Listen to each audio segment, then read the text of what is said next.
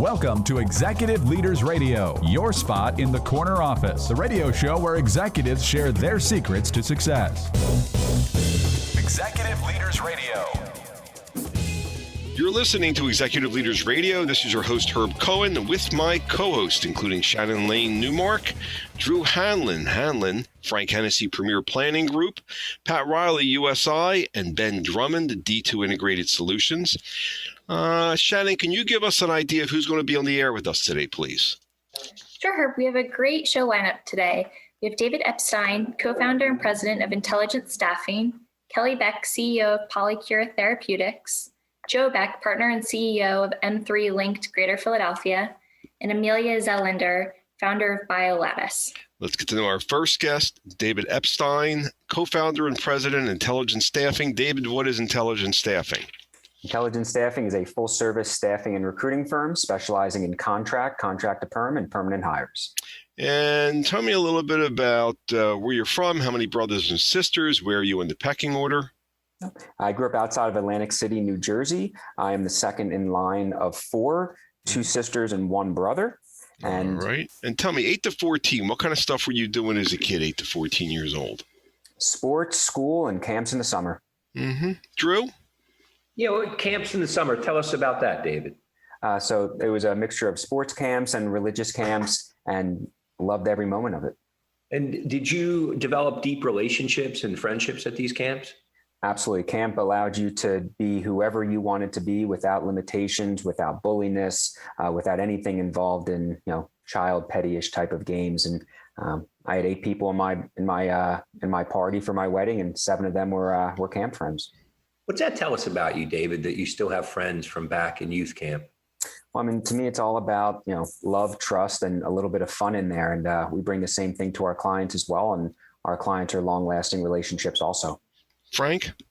David, you mentioned the importance of sports several times. What was your favorite sport? Definitely soccer. And what was your role on the soccer team? I was the goalie. You're the goalie. How would your teammates describe you? Never let anything get by him and ruled the field. What did you do differently than all the other teammates on that soccer team to help you guys win? Extremely vocal and didn't take any crap. How does that help you with your business philosophy today? Pretty much the same thing, not afraid to lose and love to win as well. We know what we stand for. We know that we're great. We also know our limitations, and we don't take no for an answer. Ben? David, in the green room, you mentioned that your grandfather was a professor of constitutional law at Rutgers. What's that have to do with what you're doing today in staffing? So to me, it was just more about how he was all encompassing. He didn't necessarily care 100% about here. He cared more about 1,000% of the world. And that's really what we bring to staffing. It's not just about, today, it's more so about tomorrow. Mm-hmm. Pat? David, how young were you when you first started making money? 7. And what were you doing different from the other kids? And what were you doing to make money? I would mow lawns, I would shovel snow, and just completely capitalize on the opportunity, knock on their front door, and they'd say, well, how much you charge? And I said, well, how much you think I'm worth? And whatever they said, I added $5 to it. And they said, man, you're great at a young age, deal. And how does that carry forward to what you're doing today? It's just all about, knowledge, making somebody, trust you, love you, add a little bit of fun and nurturing into it. And before you know it, they came knocking on my door the next time there was a snowstorm. Shannon? David, in the green room, we talked about how important it is to you to mentor and advise others. I'm curious, how young were you and when did this first start showing up? Probably the age of 15 when I was they called it a CIT, or a counselor in training. And it was that was first when I was exposed to what I would call maybe a younger generation, showing them the way, paving them the way, making sure that they learn from failures so they didn't make the same failures themselves. And why is mentorship important to you?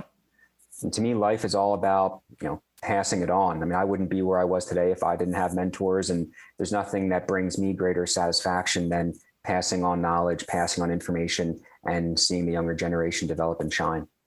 Mm-hmm. Drew? David, tell us about Mom. What did she do for a living? Mom was a criminal prosecutor and one of the assistant chiefs of New Jersey down in Atlantic City.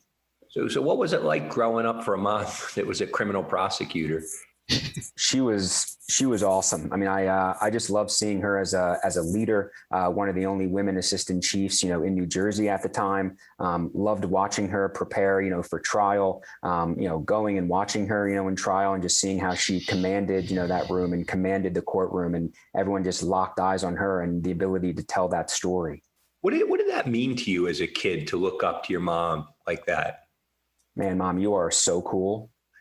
And what do you bring to work every day that Mom taught you?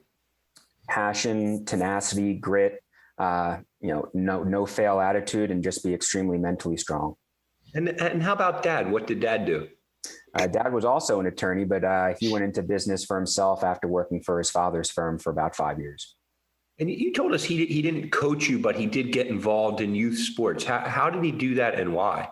Yeah, and great question. I mean, he was never the best athlete and always a great business person. So he ran what was called All Sports, which was the governing body over all of the sports in the town, and also the business side of things as well. And how did that impact you, seeing your dad dive in like that? Loved it. And, being a part of the community, everyone knew who he was. And he even brought me in to help run the snack bar. And I just have to ask, like, when you played soccer, maybe had a tough loss, what did Mom and Dad say in the car on the way home? In life, you're going to lose way more often than you're going to win. And it's all just about how you pick yourself back up. And what was the impact of having that support on your business? I mean, in the staffing and recruiting business and industry, we fail 70% of the time. But as long as we get back up there and keep swinging, we're going to be in the Hall of Fame. Mm-hmm. You said your dad was running the snack bar. He brought you in to run the snack bar, and you had some experiences there. Why don't you tell us about that again? Yeah, that was almost my first foray into business, supply and demand, finding out what people liked, finding out what people didn't like, making sure that the best sellers were right at the front to capture the eye as they walk through. And then at the end, just do you want fries with that concept? I mean, there's a reason McDonald's makes billions of dollars a year just saying that one sentence. How young were you when you began, when you were figuring out what will sell, what won't sell, and why? 10.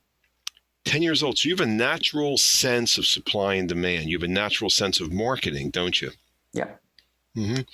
So the reason that you started this business is to make a ton of money, right? No, to help a lot of people. Then when you help a lot of people, money and a lot of other things might follow. That goes back to your grandfather stuff, doesn't it? Absolutely. What do you mean? Tell me more. So my grandfather and my grandma always said, hey, I'm going to take care of the home, and Pup took care of the rest of the world.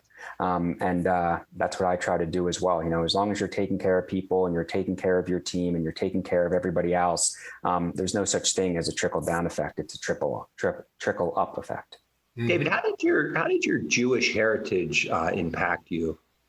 To me, I mean, growing up Jewish, it was a lot more, I would say, culturally than, religious. I did have a bar mitzvah, I did go to Hebrew school, but going to camps that were, culturally Jewish in the summertime, you're surrounded by people that are just like you, that are very familiar to maybe similar, upbringings, similar areas, parents who are friends. And my parents went to the same summer camp that I did. You mentioned love 3 or 4 times in this interview, and I'm just curious, like, how love plays a role at intelligence staffing.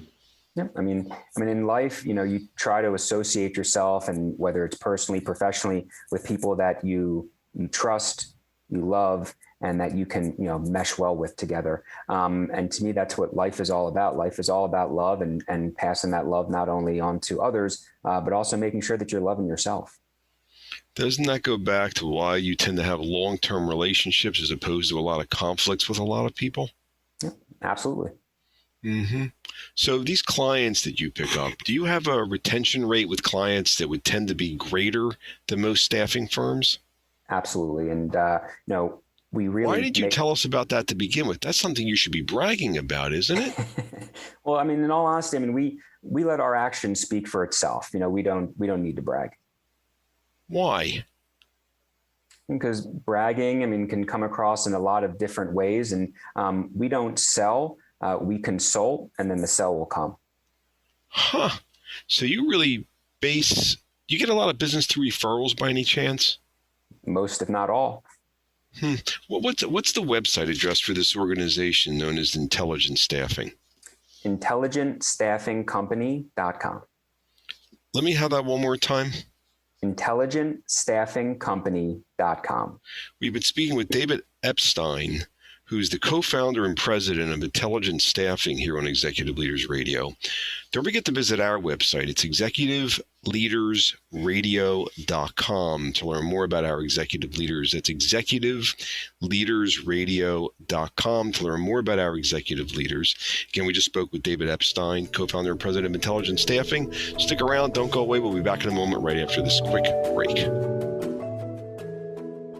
Recognize your deserving business advisors on our nation's leading Business with Heart radio show, Executive Leaders Radio.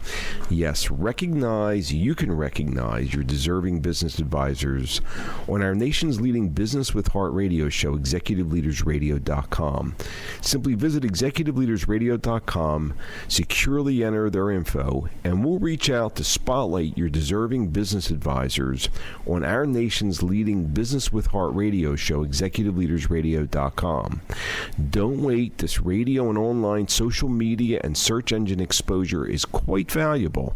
Yes, this radio and online social media and search engine exposure is quite valuable to your business advisors who deserve to be recognized. Visit ExecutiveLeadersRadio.com now to nominate your deserving business advisors for free exposure.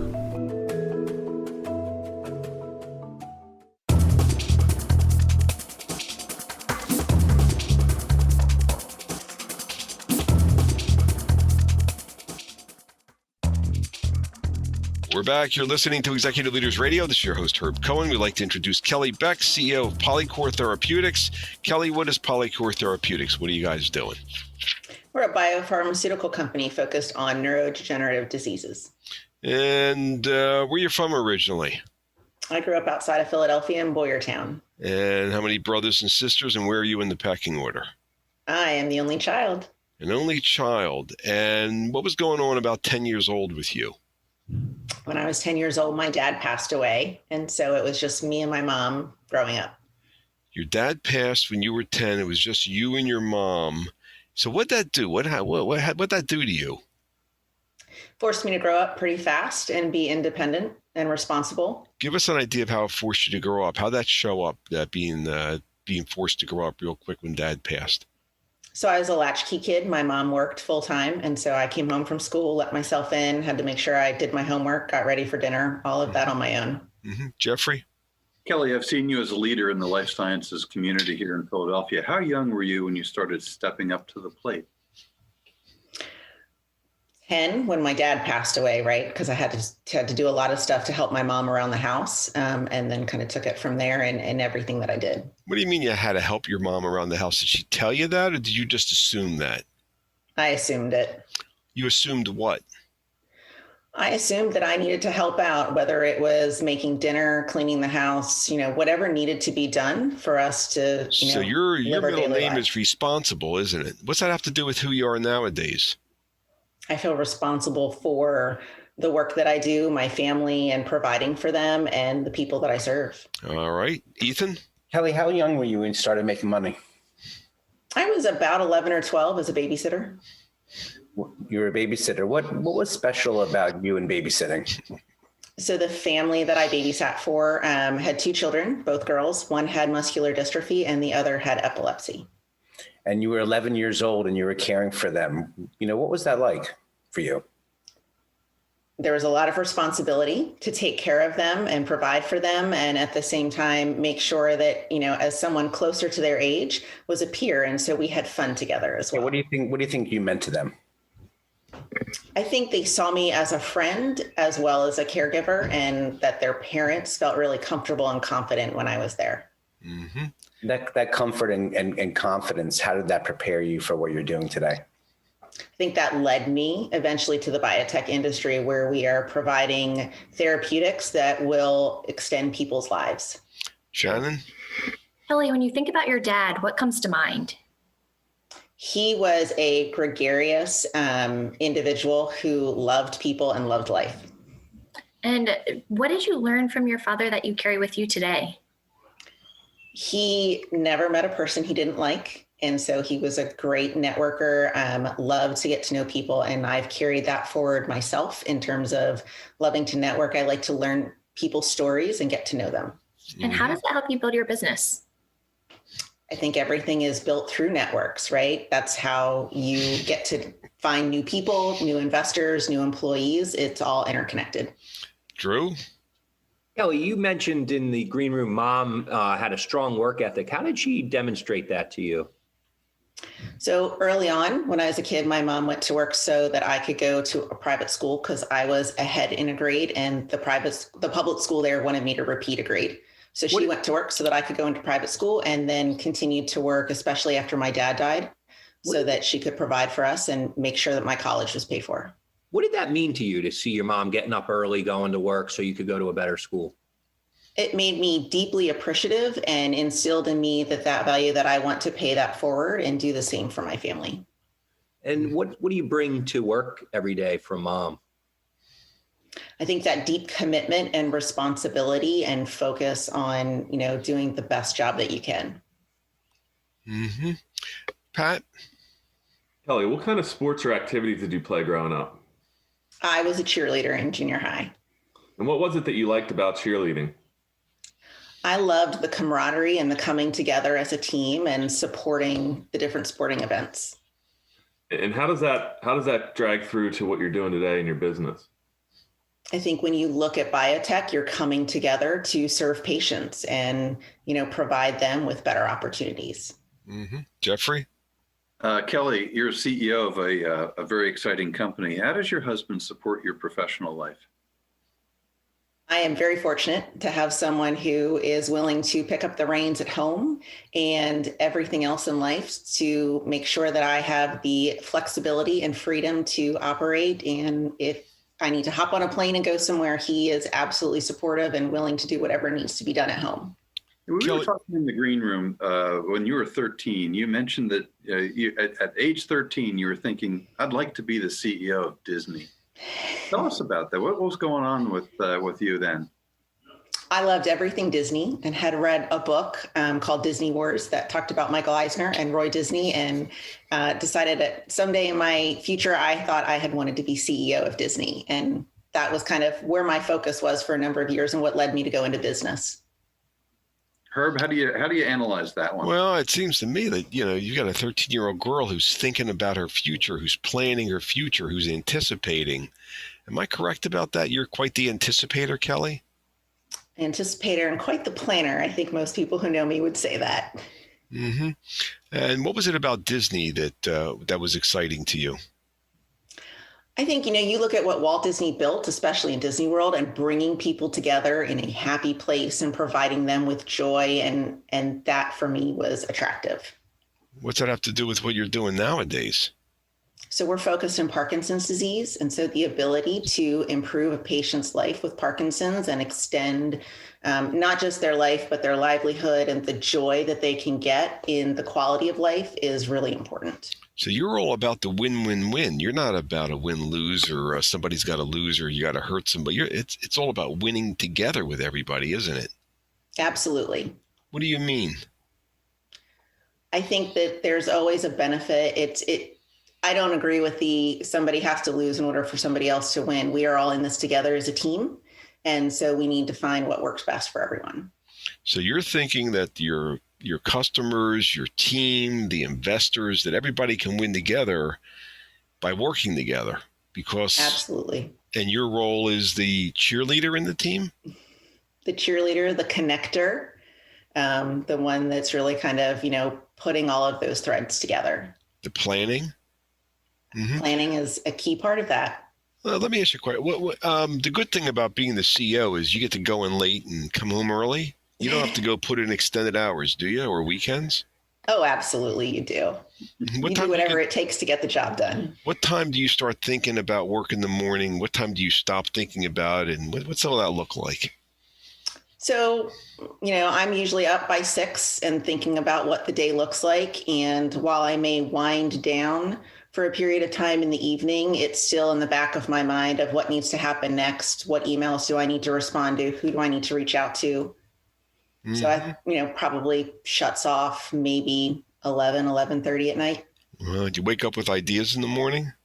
I wake up in the middle of the night with ideas. Thank you. That's what I thought was going to be the answer. Jeffrey, what else you thinking? What do you want your signature to be, Kelly, on PolyCore Therapeutics looking forward into the future? That we were able to bring forward a new compound that improves the lives of patients and their families and really make a mark in the Parkinson's space. Mm-hmm. Drew, what else you thinking? I just want to go back to the being on TV in school. Why did you do that? What was your role? So in junior high and high school, I was part of the TV team that broadcast the news and was an anchor and a sports reporter as well. And I really enjoyed getting, to share those stories with students. That's really cool. And what would your friends tell us that were on the crew about you? That whenever I messed up, it was a pretty public mess up that was usually often entertaining as well. But on the other hand, you were comfortable putting yourself on the line. You were comfortable being up front. I guess that's the same thing as presenting to investors or leading the team. Is there a connection there? Absolutely. I wasn't afraid to step forward. And like I said, even if I messed up, you pick yourself up and you keep going forward. Yeah. I think it's the only way you can learn and grow. Yeah, it's like stepping up. That's a question that Jeff asked you, the first question, which was, how when you were young were you when you stepped up? And it has to do with your dad passing when you were 10, just taking the ball and running with it. What's the website address of this organization known as PolyCore Therapeutics? Yes, PolyCoreTherapeutics.com. We've been speaking with Kelly Beck, CEO of PolyCore Therapeutics, here on Executive Leaders Radio. Don't forget to visit our website. It's executiveleadersradio.com to learn more about our executive leaders. We'll be back in a moment, right after this quick break.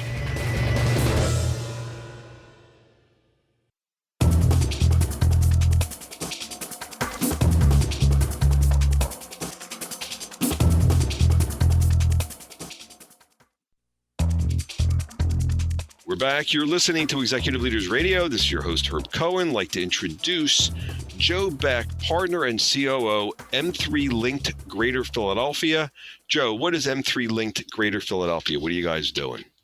Hi, Herb. M3 Linked Greater Philadelphia is an entrepreneur community matching up investors, inventors, startups, entrepreneurs, CEOs. It's basically a large ecosystem for entrepreneurs connecting. And where you're from originally, how many brothers and sisters, and where are you in the pecking order?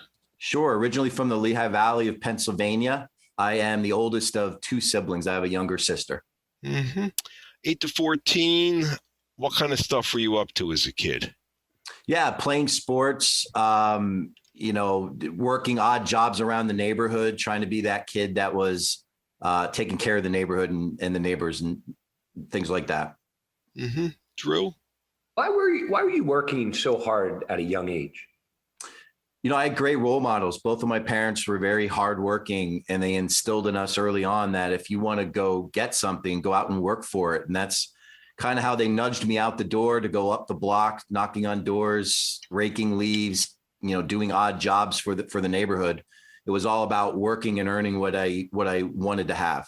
And how did that experience at a young age impact what you're doing at M3? It shaped it entirely. It started with my parents telling me and showing me, and then they got me into the experience of working hard and helping other people really get what they're looking for. It was all about service. Well, why does that matter to you? It means everything. For me, being raised in a house where I had two parents that were all about helping other people, and then being taught that the way for me to accomplish what I wanted to accomplish was to do just that, it really served as the foundation. Shannon? Joe, can you tell us about your mom and what she was like when you were growing up?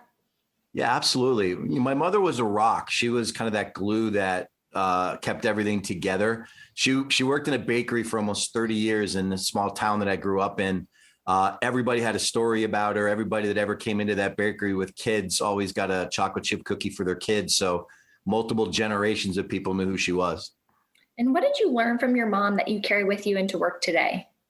Yeah, it was, the lesson that if you can figure out a way of making people happy and then help them get what they're looking for, maybe it's some direction, maybe it's just a friendly ear or a shoulder, you tend to take care of a lot of people. And tell us more about that. How does that help you today? Yeah, it frames how we try to help the entrepreneurs that are part of our community, helping them locate what they're looking for. I'm often reminded the countless stories I've heard about both my mother and father helping other people do things. They were the people that people could reach out to whenever they needed something. Mm-hmm. Frank? Hey, Joe, talk about school. What was school like for you? Were you the smartest kid in the class?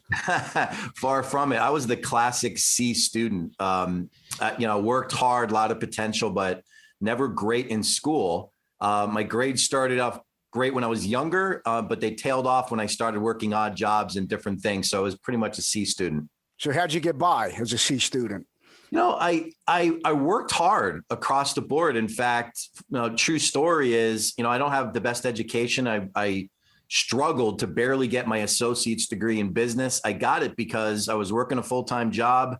I had an opportunity to be promoted into a more senior position. It required a degree. And literally, I went to the community college I was going to and asked if I could somehow make up the credits I needed to get there. And I wrote a life study essay to get my degree. So you got to tell me, what was the concept of the essay?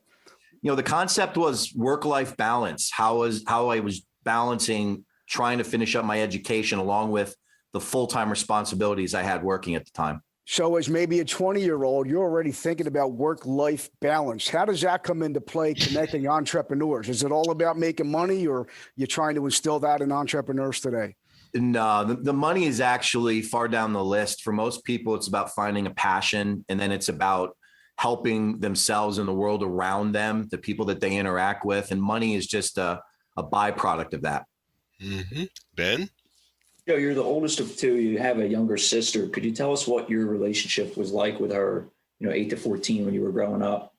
Yeah, I have a great relationship with my sister. When we were younger, we were a little competitive because we both played sports, but we learned to play them together. We learned to kind of help lift each other up. And that's actually transpired into the adults we are. Having the parents we did, it didn't, stop with other people. It was something that we did as a family as well, looking out for each other, trying to take care of each other and lift each other up.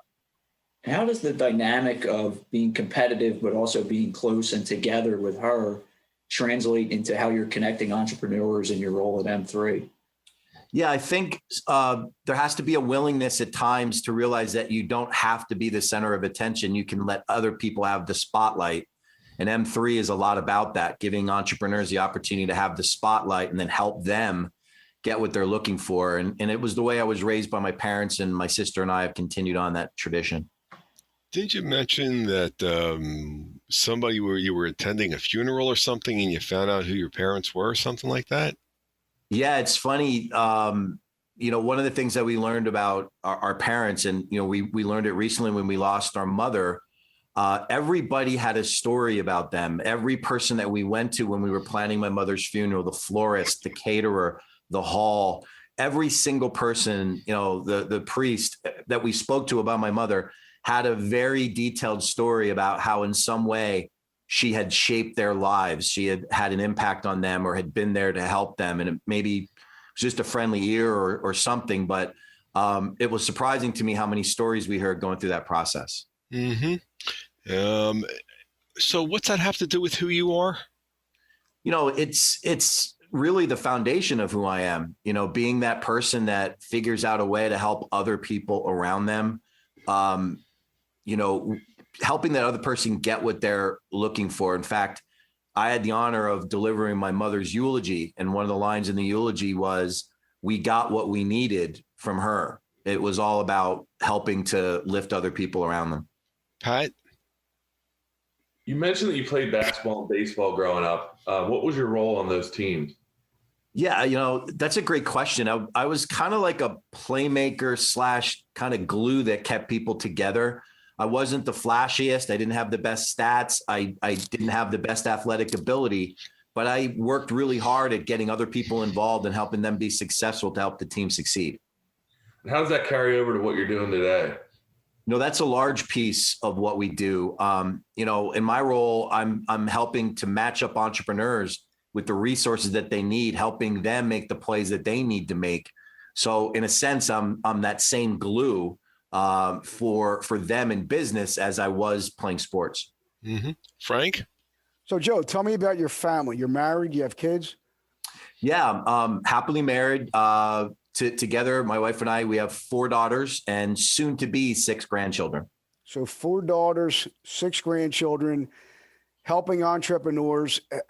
So tell me, how do those roles relate when you're lifting up other people around you?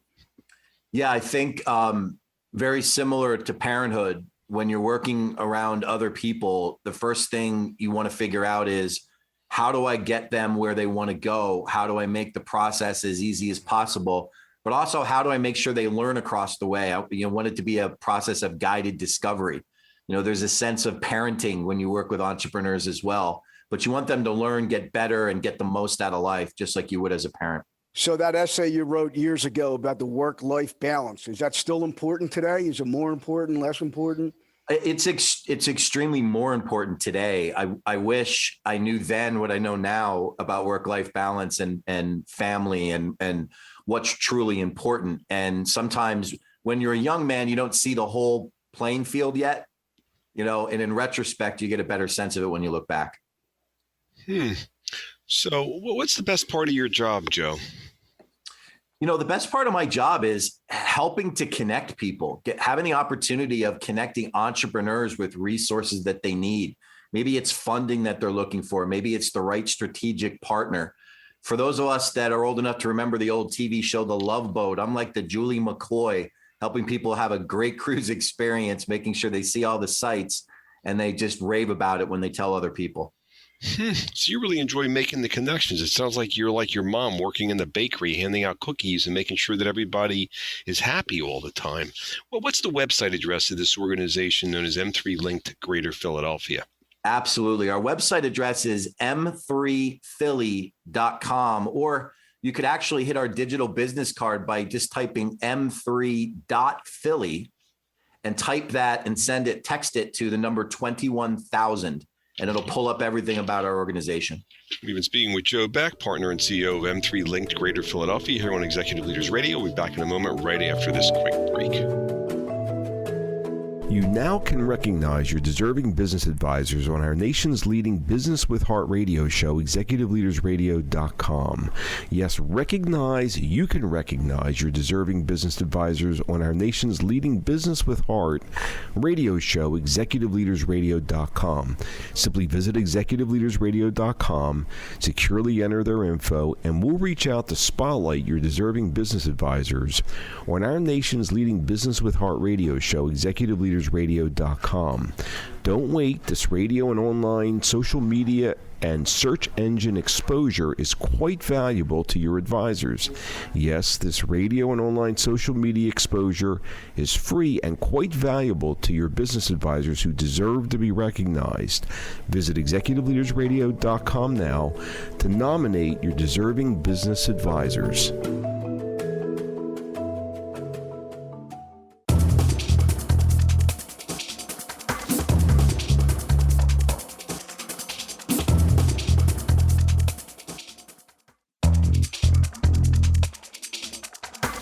We're back. You're listening to Executive Leaders Radio. This is your host, Herb Cohen. We'd like to introduce Amelia Zellander, founder of BioLattice. Amelia, what is BioLattice? What are you guys doing? We are making engineered or artificial tissues. The objective is to replace donated tissues. Wow, this is a big idea. Where are you from originally? How many brothers and sisters, and where are you in the pecking order? I am the youngest of 2, and I am originally from Memphis, Tennessee. All right. 8 to 14 years old. What kind of stuff were you up to? I was a goofy kid, the early part of that, playing outside with my neighbors and making mud pies. And once I got old enough to get into sports and like summer programs and stuff, I did that. Uh-huh. How young were you when science got into your blood, or what was going on? I can't really give you like an exact age. I can say that I was always a curious kid. I have a memory of looking at the map. I had to learn this song for school to learn the 50 states. And I just remember being curious about everything and wanting to know everything. And eventually, once I was put into magnet schools, I got more serious about science, really because of what was around me, because of the type of school I was in. Mm-hmm. Drew? Amelia, what do you remember most about track and field? Oh, man. That just made me feel emotional when you said that. I remember feeling free and accepted. Why did that make you emotional when I said that?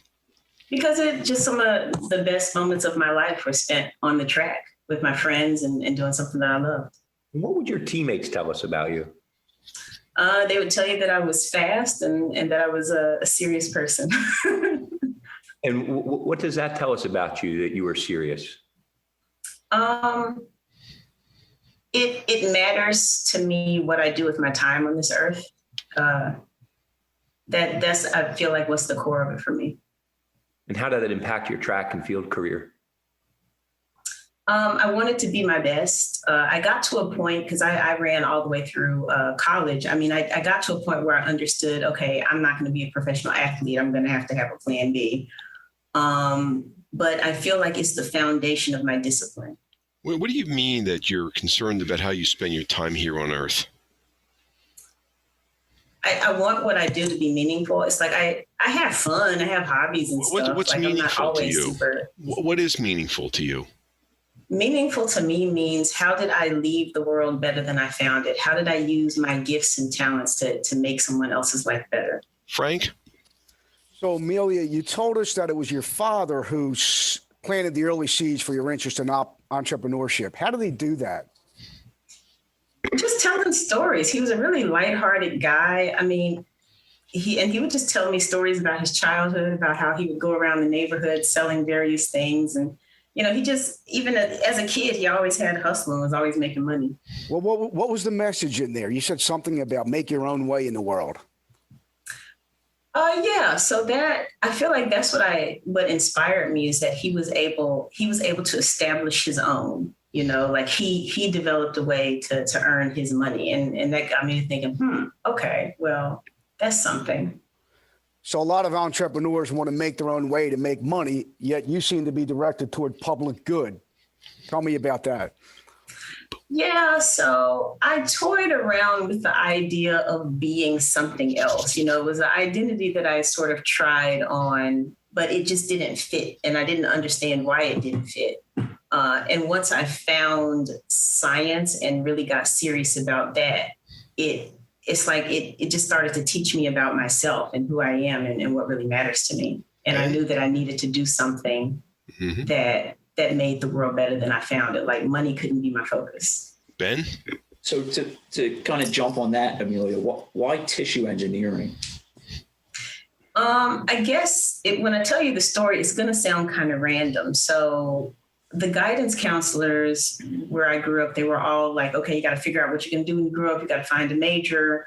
And so I basically used the internet and used the keywords of what was most important to me. And that's where I found out about bioengineering. And within bioengineering, to me, tissue engineering was just the coolest thing ever. I was just like, well, what if we could really do this? Like, what if we could really make organs and people never have to worry about donated tissues? In the green room, when we asked you that question, you answered with a profound quote. You said, if we have a dream, it's there for a reason. Tell us what you meant by that. I mean, really, that's it. Like, I've heard so many of other people's stories. I'm very big on, biographies and autobiographies. I'm working on Nelson Mandela's autobiography now. And I feel like that's a theme that I've seen in other people's lives. And that's pretty much it. Like, I feel like the dreams that are in our hearts, especially the ones that you can't seem to run away from, it means something. Mm-hmm. Pat? Amelia, you seem to have this quality where you're always trying to make things better or take control of the situation to make it better or more efficient. Where do you get that quality from? I think my mom is a major influence. She's that person in the room when everyone else is complaining about a thing. She'll do something to actually make the difference. Can you give us an example of that one time where she did something to make a difference? Yeah, so this is a goofy story. I did summer track and field for like one summer, and my mother really didn't want me to do it because she kind of didn't trust the track coach. So her compromise was that she would be a chaperone. So we get to this hotel and it looked horrible. And, everyone gets out the bus, and this hotel is probably like a half a star. And my mother goes into the rooms, and it just looked terrible. It looked like a place where crimes are being committed at that moment. And she told all the kids, get back in the bus. She told all the grown people, get back in the bus. She went and got the coach and said, we're going to the office and we're getting our money back and we're not staying here. Like, she totally took charge of the situation, and we ended up staying somewhere else. Like, that's who she is. And how does that tie into who you are today?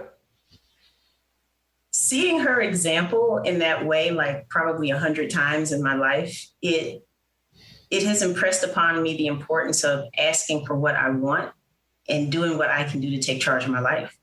Mm-hmm. Shannon? Amelia, going off of that, where did this drive and tenacity to keep going come from?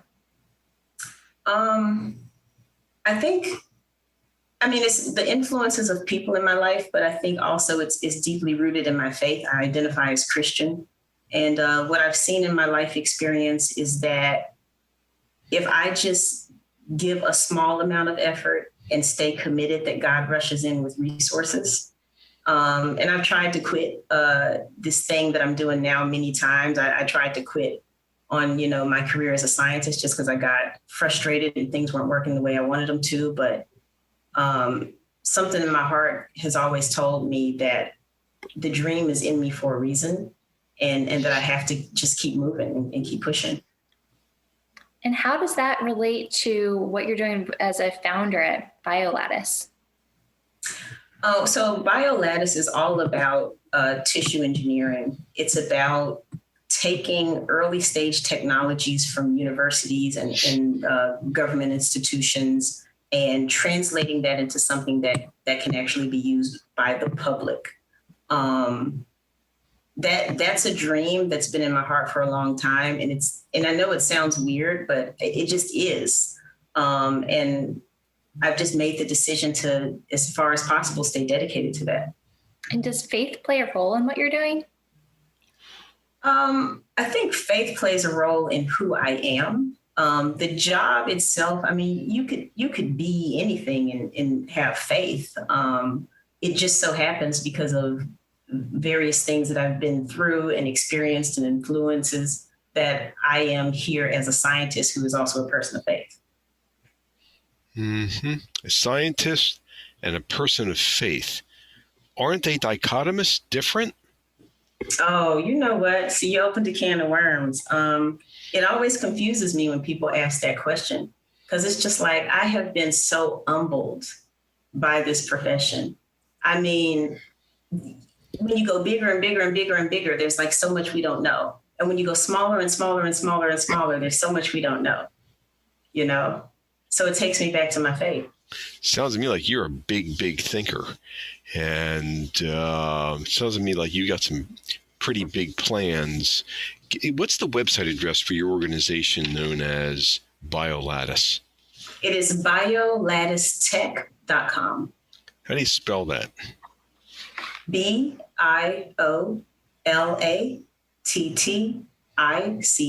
and then tech, TECH.com. We've been speaking with Amelia Zellander, founder of BioLattice, here on Executive Leaders Radio. Shannon, can you give us a rundown on who else we've had the opportunity of speaking with today, please? Sure, Herb. We had a great show today. We started off with David Epstein, co-founder and president of Intelligent Staffing. Then we had Kelly Beck, CEO of PolyCore Therapeutics. Joe Beck, partner and CEO of M3 Linked Greater Philadelphia. And just now, Amelia Zellander, founder of BioLattice. I'd like to thank my co-hosts, including Shannon Lane Newmark, Drew Hanlon from Hanlon, Frank Hennessy, Premier Planning Group, Pat Riley, USI, and Ben Drummond, D2 Integrated Solutions, for giving me a hand structuring the questions, hopefully providing our listening audience an educational and entertaining show. I'd like to thank our listening audience for listening. Otherwise, we wouldn't have a radio show. Don't forget to visit our website, executiveleadersradio.com, to learn more about our executive leaders. Thank you for joining us today, and have a nice day. Bye-bye.